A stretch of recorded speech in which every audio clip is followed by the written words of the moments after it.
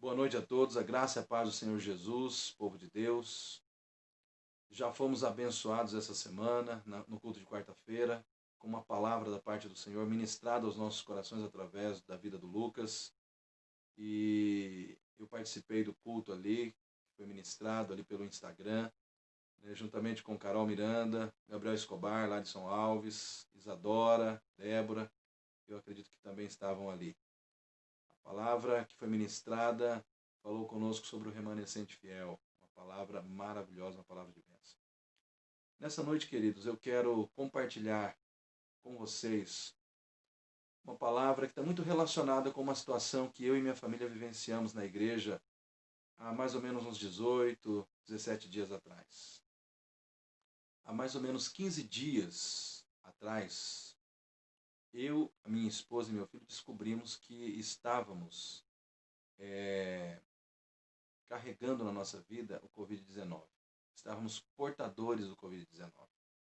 Mas não sabíamos. Primeiro porque demorou muito, né, a resposta do teste que eu fiz, uma vez que eu fui o primeiro a demonstrar os sintomas.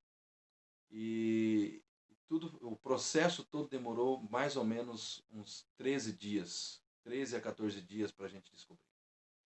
E inicialmente, quando eu tomei ciência dessa situação, eu fiquei bastante preocupado, porque nós jamais imaginávamos que estivéssemos com a Covid-19, em função de que não tivemos sintomas algum, assim que nos desse o entendimento de que poderíamos estar com essa doença.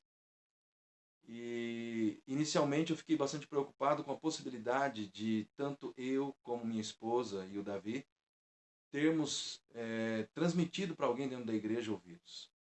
Mas não vimos ainda com clareza essa situação. Graças a Deus, assim, não vimos ninguém assim que possa se dizer que contraiu isso das nossas vidas. A única certeza que eu tenho é que quem foi alcançado, vamos dizer assim, ou foi contaminado, foram as pessoas da minha família, que estão ligadas diretamente à minha casa. Mas eu comecei a pensar sobre essa situação e fui buscar a Deus. E à medida que eu fui buscando o Senhor foi acalmando o meu coração e o Senhor foi falando comigo: acalma o teu coração, meu servo. Acalma o teu coração, meu servo. Porque quando as coisas elas escapam do controle das mãos humanas, elas não escapam do controle das minhas mãos, porque eu continuo controlando todas as coisas. Eu estou no controle de tudo. E Deus começou a ministrar isso no meu coração, Deus começou a ministrar isso no meu coração.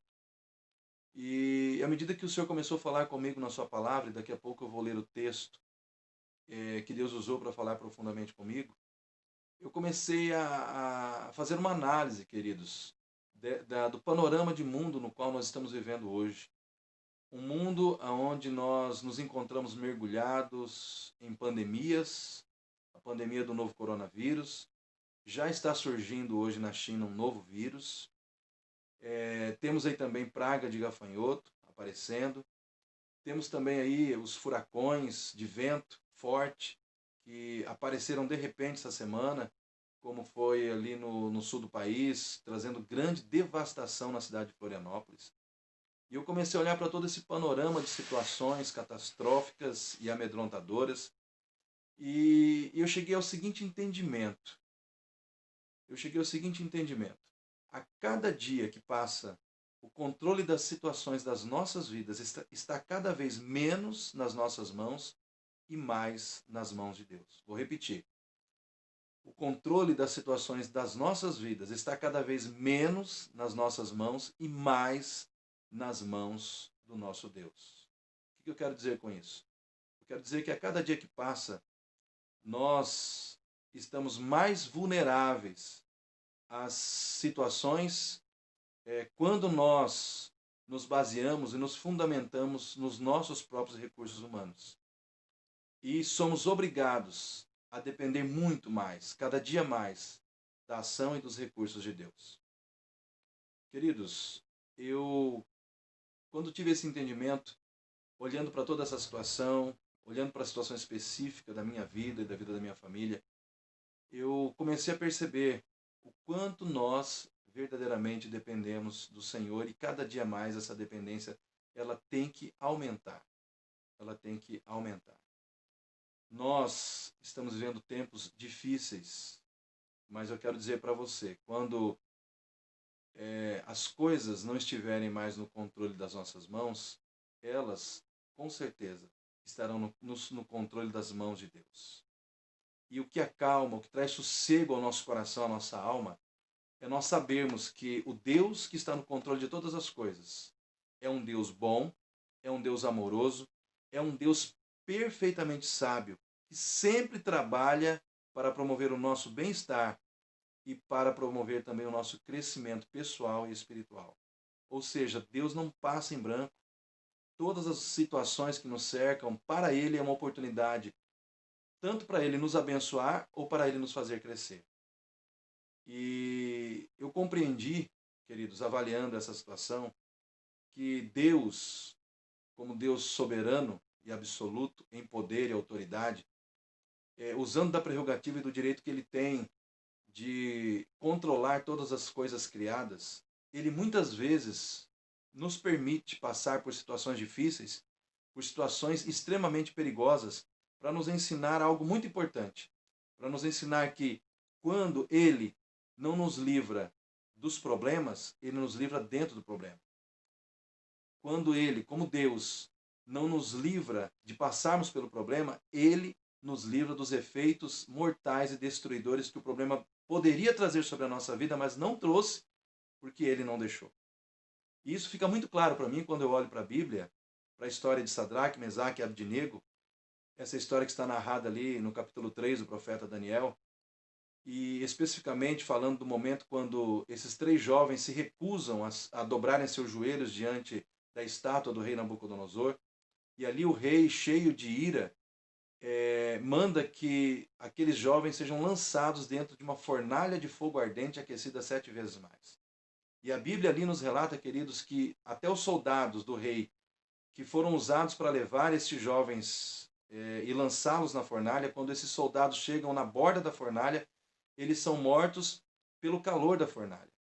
Mas Sadraque, Mesaque e Abdinego, diz a palavra de Deus que no momento em que eles são lançados dentro da fornalha, eles passeiam dentro da fornalha, eles caminham dentro da fornalha, sem sofrer dano algum.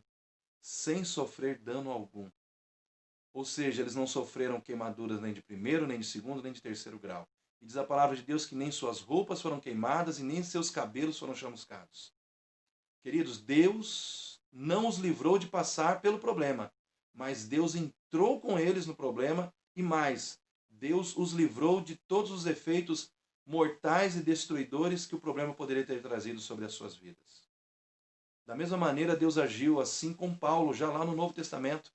Ali em Atos 14, 19, fala que alguns judeus de Antioquia e Icônio, seduzindo a multidão, eles apedrejaram a Paulo, deixando-o que meio que morto, e o arrastaram para fora da cidade.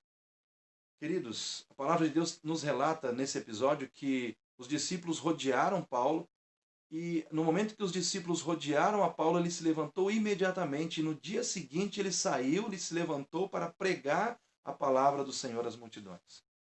Queridos, é humanamente impossível uma pessoa que passa por uma situação de apedrejamento se levantar no dia seguinte para pregar a palavra de Deus. Deus não livrou o apóstolo Paulo de passar pelo apedrejamento, mas Deus livrou o apóstolo Paulo de todos os efeitos mortais e devastadores que aquele apedrejamento poderia ter trazido sobre a sua vida. As pedras que os judeus usavam para apedrejar não eram pedras pequenas, tipo pedra número 1, pedra 0, que nem essas pedras que nós encontramos aí na construção civil.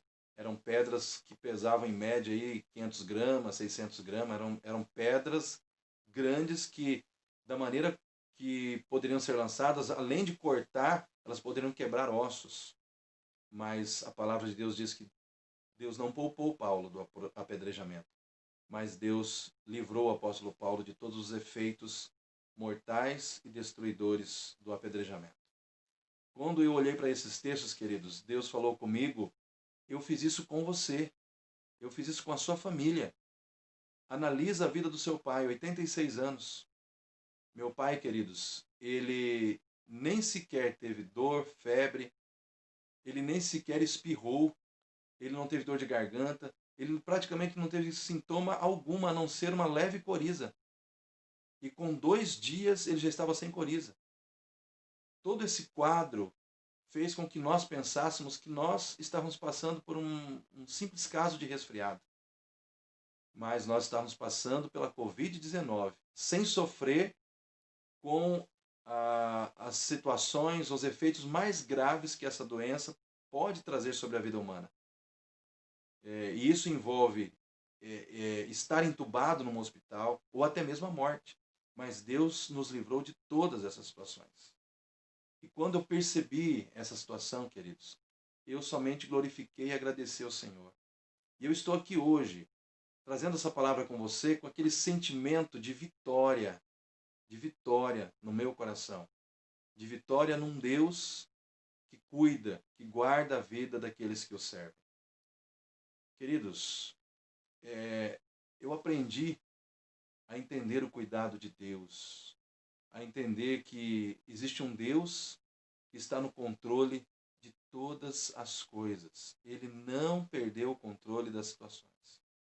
O problema é quando nós, muitas vezes, declaramos isso na nossa vida, mas quando as situações fogem da nossa normalidade, ou acontecem situações inesperadas, e de repente nos atingem ou atingem o nosso conforto, a nossa segurança, nós começamos a agir como se Deus tivesse perdido o controle das situações. Começamos a nos apavorar, começamos a murmurar, começamos a reclamar. E não é isso que Deus espera de nós, queridos. O que Deus espera de nós, né, em tempos desafiadores como os tempos que nós estamos enfrentando nos dias de hoje? E aí eu entro no texto que Deus colocou no meu coração para compartilhar com os irmãos essa noite. Deus falou profundamente comigo lá no Evangelho de Lucas, no capítulo 12, versículo 7, onde nós lemos assim: portanto, até os fios de cabelo da vossa cabeça estão todos contados. Não temais, não temais. Valeis muito mais do que milhares de pardais. Testemunhem sua fé ao mundo. Testemunhem sua fé ao mundo. Queridos, o Espírito Santo usou todo o contexto desse texto para falar poderosamente ao meu coração. E é interessante que esse texto ele termina com uma conclamação, com um chamamento de Deus para as nossas vidas como cristãos, onde Deus está dizendo assim: testemunhe da sua fé em mim ao mundo. Testemunhe da sua fé em mim ao mundo. É como se Deus dissesse para mim: pastor Gaudilei, testemunhe ao mundo dos resultados, dos benefícios, dos milagres, das bênçãos, das curas, das transformações, da salvação que você recebeu mediante a sua fé em mim, mediante a sua confiança em mim e na minha palavra. Testemunhe ao mundo dos benefícios, das vitórias que eu tenho trazido sobre a sua vida através da sua fé. E é isso, querido, que eu estou fazendo nessa noite. Estou testemunhando do cuidado, da ação poderosa desse Deus, de forma graciosa e poderosa, cuida das nossas vidas. Que de forma graciosa e poderosa cuidou da minha vida e da vida da minha família. E Ele está dizendo para mim, e está dizendo para você nessa noite, o que Ele espera de nós em tempos desafiadores. E a primeira coisa que Deus espera de nós é que nós entendamos que Ele exerce um controle absoluto sobre todos os detalhes da nossa vida. E isso fica bem claro quando Ele diz para mim e para você que todos os cabelos da nossa cabeça estão contados. Todos os cabelos da nossa cabeça estão contados. O que Deus quer dizer com isso para mim e para você? Ele quer dizer que existem coisas na nossa vida sobre as quais nós não temos controle, mas Ele tem. Ou seja, nós não sabemos, nenhum de nós sabe quantos cabelos nós carregamos na nossa cabeça, mas o nosso Deus sabe. O nosso Deus sabe, porque todos os cabelos da nossa cabeça estão contados por Ele. E talvez você diga para mim, mas pastor, isso é irrelevante, isso não é importante. Que diferença vai fazer na minha vida eu saber quantos cabelos eu tenho na minha cabeça? Eu considero irrelevante essa situação. E eu vou concordar com você. Realmente, na nossa visão humana, é irrelevante nós sabermos quantos cabelos nós temos na nossa cabeça. Mas então por que Deus usou esse exemplo para falar conosco? Para mim fica muito claro que Deus ele quer trazer uma mensagem profunda aos nossos corações. Quando ele usa esse exemplo, ele quer dizer o seguinte: se eu, como Deus, controlo e cuido das situações irrelevantes da sua vida, vou deixar de cuidar das situações que são relevantes? Vou deixar de cuidar das situações que são importantes na sua vida? Jamais. Jamais. É como se Deus estivesse dizendo assim: eu usei este exemplo para mostrar para você que assim como eu cuido do que é irrelevante, eu cuido muito mais ainda do que é relevante para você. É isso que Deus está querendo dizer para mim e para você, querido. Deus não perdeu o controle das situações. Deus está no controle de tudo quando o homem já não tem mais controle de nada. E muitas vezes nós perdemos o controle das situações. Perdemos o controle das situações por descuido. Perdemos o controle das situações por negligência. Perdemos o controle das situações por falta de conhecimento. Perdemos o controle das situações por uma percepção errada dos fatos que nos cercam. Enfim, nós, na nossa limitação humana, nós temos uma facilidade muito grande para perdermos o controle das situações. Mas o nosso Deus jamais perderá. O nosso Deus jamais perderá. Ele tem o controle de todas as situações da nossa vida nas mãos dele. Ele controla todas as coisas. Tudo o que aconteceu nesses dias, com as nossas vidas, está debaixo do controle amoroso, bondoso e atento do nosso Deus. Deus está trabalhando em nosso favor. Deus é o Deus que usa situações, muitas vezes, que são aparentemente negativas, para criar situações extremamente positivas em nosso favor. Conta-se uma fábula de um rei que tinha no seu reino um servo, que estava sempre com ele. E esse servo era um cristão. E esse servo ele tinha um lema. Esse servo ele sempre dizia o seguinte: Deus é bom e sempre faz o melhor. Deus é bom e sempre faz o melhor. Um belo dia, este rei levou esse servo para caçar. E na caçada, uma fera atacou o rei. E esse servo ele entrou em cena e salvou o rei da fera. Porém, a fera conseguiu arrancar um dos dedos das mãos do rei. E aquele rei ficou sem um dos dedos de suas mãos. E naquele momento, aquele servo segura o rei e diz: Rei, Deus é bom e sempre faz o melhor. E naquele momento, o rei ficou indignado com o seu servo, dizendo: Como você diz isso? Como que Deus é bom? Você não vê que eu perdi um dedo? Como que você tem coragem de dizer para mim que Deus é bom e sempre faz o melhor? E aquele rei, na sua indignação, ele nem sequer se preocupou em agradecer ao seu servo. Pelo contrário, mandou que o prendessem e o jogassem no cárcere. E aquele servo ficou preso durante um tempo. Passado algum tempo, aquele rei foi caçar novamente. E nessa nova caçada, esse rei acabou sendo capturado por uma tribo que fazia sacrifícios humanos aos seus deuses. E aquele rei foi levado para ser sacrificado. E no momento que ele ia ser sacrificado, um dos sacerdotes daquela tribo olhou para a mão do rei e viu que ele não tinha um dedo.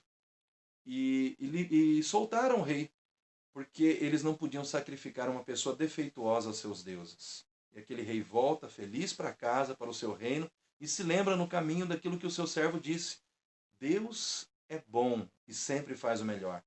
E ele pôde compreender isso naquele momento. E ele volta e imediatamente ele pede para soltarem aquele servo que ele havia prendido. E ele relata tudo ao seu servo, dizendo: Deus é bom e sempre faz o melhor.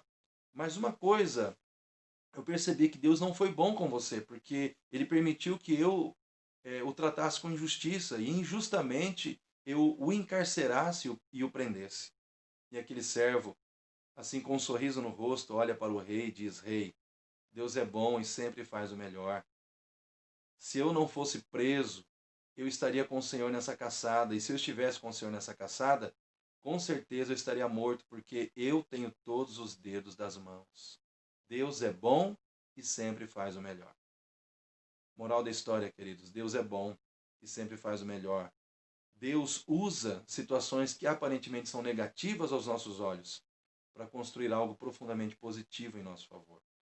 Então vamos olhar essa situação procurando ver algo positivo que Deus está construindo, no sentido de nos alertar, no sentido de nos despertar, no sentido de nos corrigir, para que nós estejamos mais atentos às questões que nos cercam. Ou seja, Deus está cuidando das nossas vidas com amor. O que Deus espera de nós diante de tempos desafiadores? Ele também espera de nós, queridos, que nós enfrentemos as situações com equilíbrio emocional, vencendo o medo. Vou repetir. Deus espera que nós tenhamos equilíbrio emocional, vencendo o medo. O texto que nós lemos ali em Lucas, capítulo, vou pegar aqui novamente para ler, capítulo 12, verso 7, diz assim: portanto, até os fios de cabelo da vossa cabeça estão todos contados. Não temais, não temais. Dentro desse texto existe um não temais. Queridos, em toda a Bíblia, no Velho e no Novo Testamento, existem 58 não temas e 35 não temais. Ou seja, no total são 93 apelos de Deus aos seus servos para que eles não se entreguem ao medo. São momentos em que Deus fala com seus servos, sejam eles homens, mulheres, profetas, discípulos de Cristo, ou seja, Deus ele fala com os seus, dizendo: não temais, não se entregue ao medo. Por quê, queridos? Porque o medo, a teologia nos ensina que o medo exagerado, porque existe o medo saudável. O medo saudável é algo que Deus colocou em todos nós para que nós saibamos lidar com as situações de perigo, né? Não agindo de forma imprudente. Mas o medo exagerado, a teologia vê como uma consequência da incredulidade, da falta de fé e de confiança em Deus. E incredulidade para Deus é pecado. Então, nesse aspecto, o medo exagerado, o medo exacerbado, ele se torna um mal espiritual no nosso relacionamento com Deus. Ele se torna um mal espiritual que impede a cada um de nós de agradar o coração do nosso Deus. Mas o medo exagerado, ele também é reconhecido como um mal biológico e emocional nas nossas vidas. O medo ele não só é um mal espiritual, mas ele também pode ser um mal biológico e emocional. Mariela Silveira, nutróloga, diretora do Instituto Curotec, ela diz o seguinte: quando sentimos muito medo, deprimimos o nosso sistema imunológico por razões neuroendócrinas.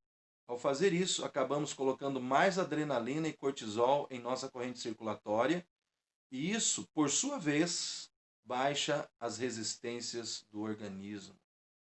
Baixa as resistências do organismo. Ou seja, quando nós nos deixamos dominar pelo medo, nós estamos lutando contra nós mesmos. Nós estamos lutando contra a nossa própria saúde, contra o nosso próprio bem-estar. Nós estamos deprimindo o nosso espírito, a nossa alma, e estamos baixando a nossa imunidade, nos tornando assim mais vulneráveis às doenças que são propagadas por vírus e bactérias. Então, a pessoa que enfrenta situações com medo, ela está, na realidade, se aproximando mais dos efeitos devastadores da situação do que se afastando dela. Então, o que eu quero dizer para você, querido? Não temas. Eu quero dizer para você o que Deus disse: não temais. Não temais. Queridos, o não temas de Deus, ele é poderoso. Porque por trás de um não temas de Deus tem milagre, tem cura, tem restauração, tem vitória. Foi isso que Jairo descobriu quando ele ouviu das pessoas que estavam à sua volta: não incomode mais o mestre porque a sua filha morreu. O que Jesus disse? Não temas, crê somente. Não temas, crê somente. Ele recebeu uma notícia extremamente negativa e desesperadora. Mas naquele momento a palavra do Senhor ao seu coração foi: não temas, crê somente. E Jairo, ele creu, ele não se entregou ao medo, e quando ele chegou à sua casa, ele viu o milagre de Deus acontecendo ali dentro. que eu quero dizer para você, enfrente essas situações desesperadoras que hoje estão à nossa volta com coragem, a coragem que vem da fé, da confiança em Deus. Daiane Haas, psicóloga e coach, ela diz o seguinte: quando a pessoa passa a evitar o contato com lugares, com pessoas, com experiências novas e até mesmo com os próprios sonhos e desejos, provavelmente o medo considerado saudável já se tornou em algo patológico, ou seja, já se tornou em uma doença. Então, cuidado, querido, com esse pensamento de que aconteceu uma situação inusitada, inesperada na igreja, apareceu alguém ali com coronavírus, agora eu não vou mais à igreja, porque a igreja pode ser um local onde eu vou ficar doente. Querido ou querida, eu quero dizer para você o seguinte: hoje, na situação que nós estamos vivenciando, nós podemos ficar doentes ou sermos contaminados pelo Covid-19 em qualquer lugar onde nós estivermos. Por que nós vamos pensar que somente na igreja isso vai acontecer? Nós não podemos pensar assim. Né? Porque muitas vezes somos tentados a nos afastar desnecessariamente da casa do Senhor, mas muitas vezes não nos afastamos de irmos ao supermercado, de irmos a um posto de gasolina, de irmos à padaria, ao açougue, e a muitos outros lugares aonde nós devemos ir, o nosso local de trabalho. Ou seja, o que eu quero dizer para você, se nós formos pensar em isolamento, teríamos que nos isolar de todas essas situações, e isso é praticamente impossível. Então eu quero dizer para você, não deixe o medo controlar a sua vida mais do que a sua fé no cuidado e na providência de Deus. O que Deus espera de nós? Que tenhamos domínio sobre o medo, que tenhamos equilíbrio emocional, que não nos deixemos dominar pelo medo mais do que pela fé na sua palavra e no seu cuidado. O que Deus espera de nós em tempos desafiadores como os dias em que nós estamos vivendo nos dias de hoje? Eu penso que Deus espera de nós que nós amemos mais e julguemos menos. Amemos mais e julguemos menos. Queridos, quem julga está sempre olhando para os erros dos outros, para as falhas dos outros, para os aspectos negativos das situações. Quem julga está sempre trabalhando no negativismo, está sempre olhando para o aspecto negativo das situações, da vida das pessoas, e isso não é bom. Isso, na realidade, só gera conflito, só gera confusão, só gera contenda, só gera discórdia, ou seja, tudo o que atrapalha. Mas quem ama, usa de empatia, sabe se colocar no lugar do outro, exercita a compreensão, a tolerância, a misericórdia, a cumplicidade. E isso atrai a bênção de Deus, o agir de Deus sobre as nossas vidas. Em tempos desafiadores como hoje, nós precisamos amar mais e julgar menos. Amar mais e julgar menos. Quando nós amamos, nós atraímos a atenção de Deus para as nossas vidas, porque Deus é amor. Porque Deus é amor. E qual é a marca distintiva de um verdadeiro cristão e de uma verdadeira igreja cristã? A crítica, o julgamento ou o amor? O Senhor Jesus diz que se nós nos amarmos uns aos outros como Ele nos amou, nós seremos reconhecidos como seus discípulos. O que nos distingue, queridos, como discípulos de Cristo, é a capacidade que temos de amar em meio às adversidades. Então, o que Deus espera de nós em tempos desafiadores? Deus espera que nós amemos mais, julguemos menos, critiquemos menos e amemos mais aos nossos irmãos. O que Deus espera de nós em tempos desafiadores? O que Deus espera de nós em tempos desafiadores? Deus espera de nós que nós reconheçamos o nosso valor, o valor que nós temos aos olhos de Deus. Deus espera que eu e você reconheçamos o grande valor que nós temos aos olhos de Deus e descansemos na certeza de que diante desse valor que temos para Ele, Ele cuidará de nós em todo o tempo. Olha só o que o texto diz. Portanto, até os fios de cabelo da vossa cabeça estão todos contados. Não temais, valeis muito mais do que milhares de pardais. Valeis muito mais do que milhares de pardais. O nosso Deus é um Deus criador, que cuida de todas as situações que ele criou e que cuida de todos os seres que ele criou. Ele criou os animais, ele criou a fauna, ele criou a flora, ele criou todos os seres viventes que estão sobre a terra. Por isso que a palavra de Deus diz, do Senhor é a terra, a sua plenitude e aqueles que nela habitam. Mas o Senhor faz questão de nos dizer através desse texto que a nossa vida individualmente, eu e você individualmente, valemos para Ele muito mais do que milhares de pardais. O que ele quer dizer com isso? Que se Ele cuida de milhares de pardais, Ele com certeza cuidará de nós, porque para Ele nós valemos muito mais.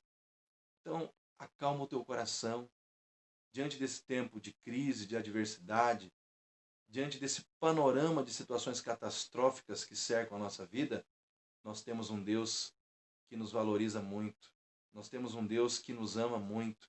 Nós temos um Deus que cuida das nossas vidas nos mínimos detalhes. Deus cuidará de ti. Sim, Deus cuidará de ti. Tudo Ele vê, tudo provê. Sim, Deus cuidará de ti. Quantos de nós lembra deste hino? Né? É um hino das antigas. Com certeza, aquelas pessoas que têm mais idade vão lembrar. Esse hino fala do cuidado de Deus. Deus cuidará de ti. Tudo Ele vê, tudo provê. Sim, cuidará de ti. O que Deus quer dizer para mim e para você nessa noite? Que Ele cuida das nossas vidas, que Ele cuida da nossa casa, que Ele cuida da nossa família, que Ele cuida dos nossos sonhos, que Ele cuida dos nossos projetos, que Ele cuida do nosso hoje e que Ele cuida do nosso amanhã. Tudo está nas mãos dEle. Então descanse na certeza de que Deus cuidará de ti, cuidará de cada um de nós, cuidará da sua igreja batista no Jardim Itatiaia. Queridos, Deus está no controle de tudo. Quando o homem já não tem controle de nada, quando nós já não temos controle de nada, Deus está e continua no controle de tudo. Mas, em último lugar, o que Deus espera de nós em tempos desafiadores, queridos? Se nós temos a consciência de que Deus está no controle de tudo, o que Deus espera de nós em tempos desafiadores? Queridos, a palavra de Deus nos diz, lá em 1 Samuel, capítulo 2 e 6, que Deus está no controle da vida e da morte. Diz assim, o Senhor é quem tira a vida e a dá. Faz descer ao Seol e à sepultura, e da morte resgata. Deus está no controle da vida e da morte. O que isso quer dizer, queridos? Nós temos que entender que quem cuida do nosso nascimento e quem encerra os nossos dias nessa terra é o Senhor. É o Senhor. Nós não podemos afirmar que vamos morrer de Covid-19. Nós não sabemos. Nós não sabemos se nós vamos morrer atropelado ou se nós vamos morrer de causas naturais. Mas uma coisa nós temos que saber, que a nossa vida está nas mãos de Deus. As nossas vidas estão nas mãos de Deus. Nós somos o povo que declara aos quatro cantos da terra que a nossa maior vitória e que a nossa maior segurança é a vida eterna em Cristo Jesus. Que este é o nosso maior bem. Só que muitas vezes, quando as situações arranham a nossa vida física nesse mundo, parece que nós simplesmente esquecemos dessa segurança. É como se nós nos contradisséssemos em relação àquilo que dizemos. Se a nossa segurança maior é a vida eterna, por que nós nos apavoramos tanto diante de situações que muitas vezes têm o poder de somente tocar na nossa vida física, mas não têm o poder de tocar na nossa alma? e nem na nossa salvação. Queridos, eu quero dizer assim, com toda a segurança do meu coração, eu estou em paz com todas as situações que aconteceram, porque quem está no controle da minha vida é o Senhor. Quem está no controle da minha vida é o Deus Todo-Poderoso. Quem está no controle da minha vida chama-se Jesus Cristo de Nazaré. Quem está no controle da minha vida é Deus. Eu determinei no meu coração que quem controla, quem dá os direcionamentos devidos na minha vida é o Senhor, meu Deus, a quem eu sirvo. E não o Covid-19, nenhum vírus vai controlar a minha vida. Queridos, se Deus, no seu coração, determinar que eu devo partir e Ele vai usar o coronavírus para executar esse propósito, eu só vou dizer glória a Deus, porque a minha vida está nas mãos dele. Se Deus quiser me levar um dia desse mundo e quiser usar o vírus da dengue para me levar, glória a Deus, porque a minha vida está nas mãos dele. Se Deus quiser usar um carro desgovernado para ceifar a minha vida nesse mundo e me conduzir ao seu reino de glória, glória a Deus, porque a minha vida está nas mãos dele. Nós temos que pensar o seguinte: se nós queremos viver mais nesse mundo, nós temos que dar motivos para Deus nos dar mais vida aqui. Vou ser bem sincero com você. Se nós queremos viver mais tempo nesse mundo, e se o controle da vida e da morte está nas mãos do nosso Deus, nós temos que dar para Ele motivos para que Ele nos dê mais vida aqui. Vamos imaginar aqui, eu vou criar aqui um exemplo. Vamos imaginar dois crentes nas mesmas situações, nas mesmas condições. Um deles não leva Deus a sério, um deles não leva os ensinamentos da palavra de Deus a sério na sua vida, brinca com as coisas de Deus, não se importa com a vontade de Deus para a sua vida, vive desregradamente, mais fazendo a sua própria vontade do que a vontade de Deus. Mas é crente, Deus ama essa vida. É crente, é servo de Deus e Deus ama ele. Vamos imaginar que aqui do outro lado nós temos um outro crente, que ao contrário desse leva a vontade de Deus a sério em todos os aspectos da sua vida. Serve a Deus, desenvolve o chamado que Deus tem na sua vida, leva a sério a palavra de Deus nos mínimos detalhes, se preocupa em ganhar almas para Jesus, serve ao Senhor, é tremendamente útil a Deus na realização da sua obra. E vamos imaginar, queridos, apenas imaginar, que Deus tivesse que recolher uma dessas pessoas.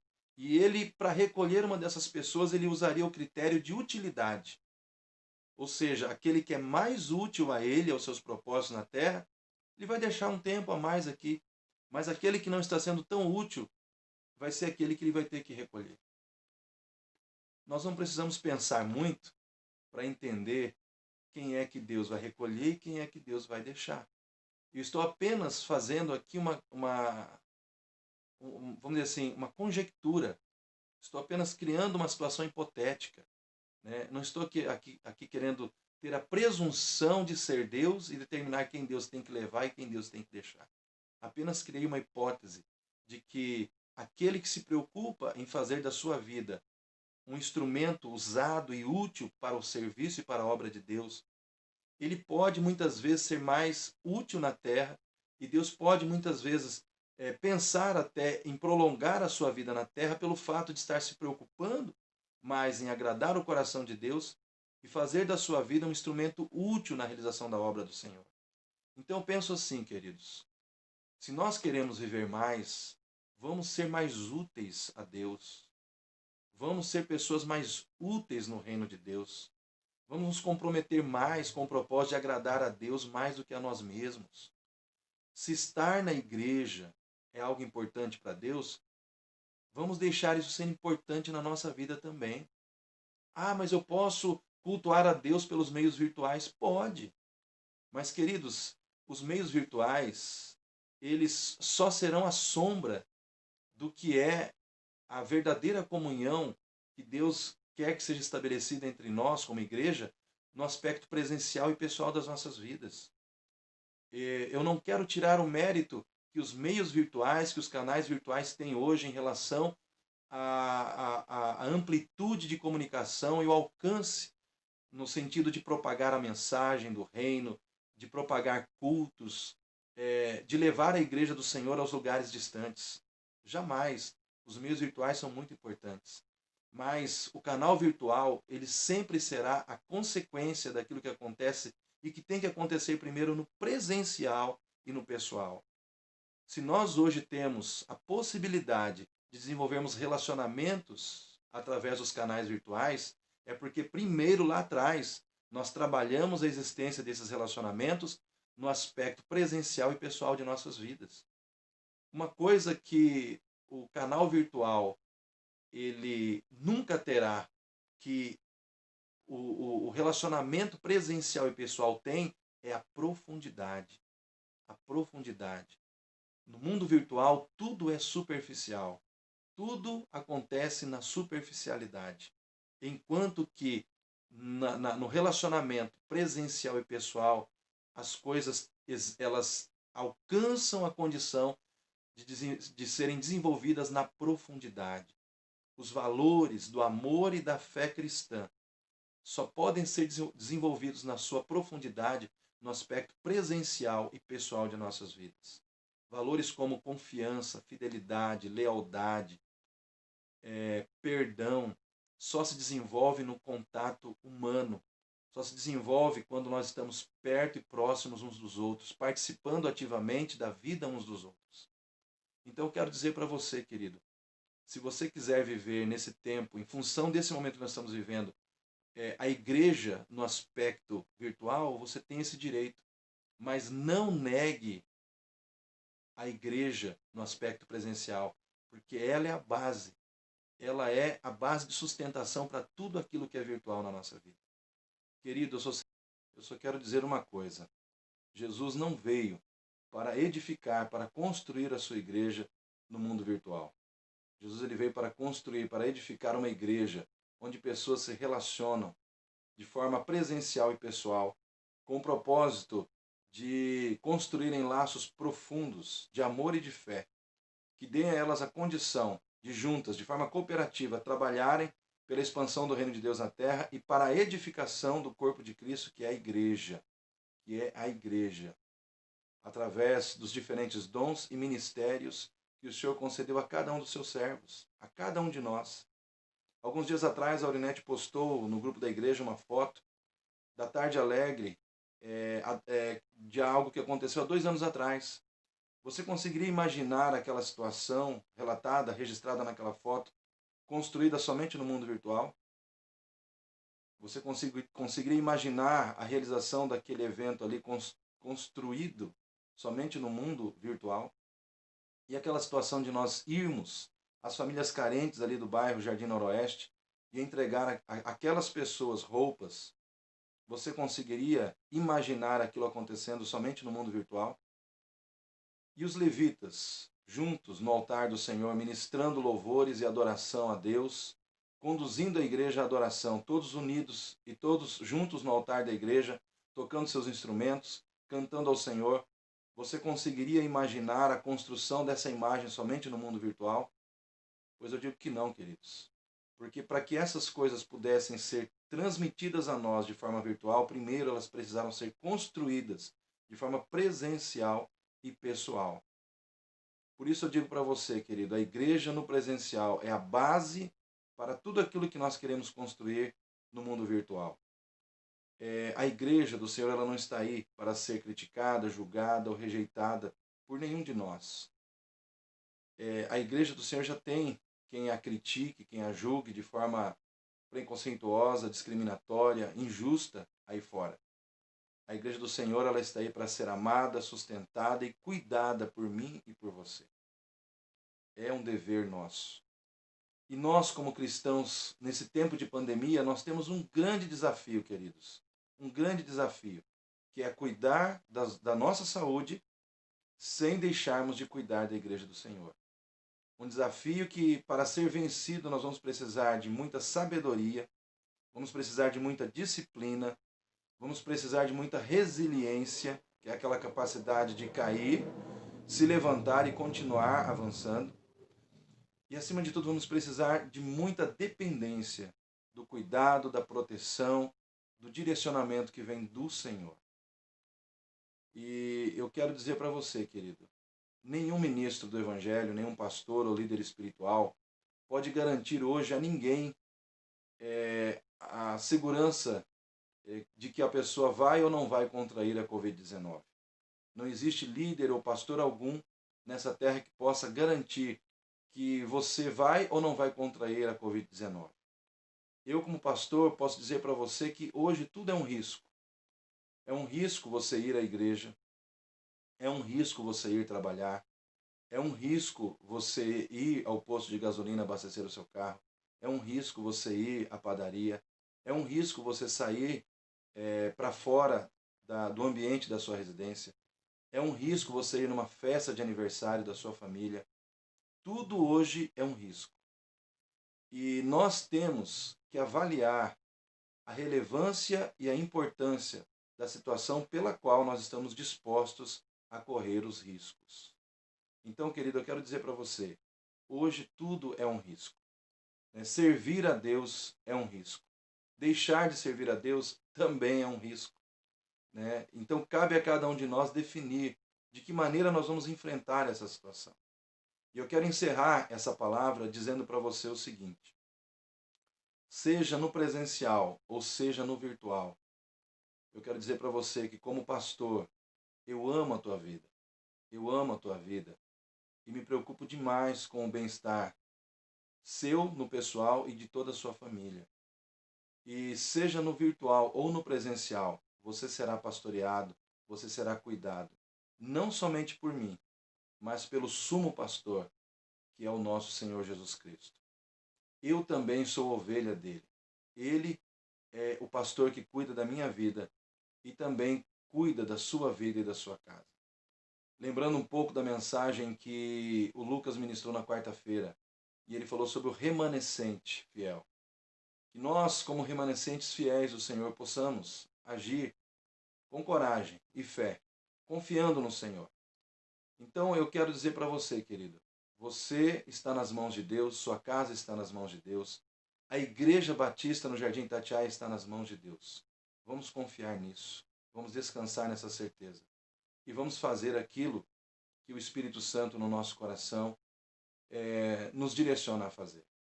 Eu quero encerrar essa palavra orando por você, ministrando a bênção de Deus sobre a tua vida, tá certo? Vamos orar nesse momento. Querido Deus e Pai, em nome do Senhor Jesus, eu quero nesse momento pedir que o Senhor visite cada um dos membros da Igreja Batista no Jardim Itatiaia. Quero pedir que o Senhor derrame poder, que o Senhor derrame unção, que o Senhor derrame cura sobre todos aqueles que possam estar enfermos, com qualquer tipo de enfermidade, Senhor. Deus, em nome de Jesus, se alguém dentro da tua casa, dentro da tua igreja, precisa passar pela mesma experiência que eu passei, ó Deus, de contrair e enfrentar essa doença que se chama Covid-19, que essas pessoas passem por essa experiência da mesma maneira que eu passei, meu Pai, sem nenhuma dificuldade, sem nenhuma sequela, sem nenhuma situação grave. Que o Senhor dê a essas pessoas a tua proteção, meu Pai, e o teu livramento em nome do Senhor Jesus. Pai, guarda todos aqueles que estão, meu Pai, em quarentena. Visita, meu Pai, a casa do Lucas, da Keslin, toca na vida da Sofia, toca na vida desse casal, meu Pai, toca na vida, Senhor Deus, ó Pai, dessa família. Da mesma forma, abençoa o Larison, a Débora, o Gabriel, a Isadora, a Heloísa, o Rodrigo, a Luana, ó Deus, o Danilo e todos os demais, meu Pai, que possam se encontrar enfermos, ó Deus, nesse tempo. O Senhor é Deus sobre a nossa vida e nós sabemos que o Senhor está no controle de tudo. Deus, o Senhor está no controle de tudo nas nossas vidas. E nós descansamos nessa certeza. Descansamos na certeza de que o controle do Senhor, ó Deus, é amoroso, é bondoso. Ó Deus, é providencial sobre as nossas vidas. Pai, faça o coração do teu povo descansar. Ó Deus, diante da certeza de que o Senhor é Deus que cuida e guarda a vida dos seus filhos. Eu oro neste momento, meu Pai, em nome do Senhor Jesus. Amém, Senhor. Que Deus abençoe a todos, em nome de Jesus.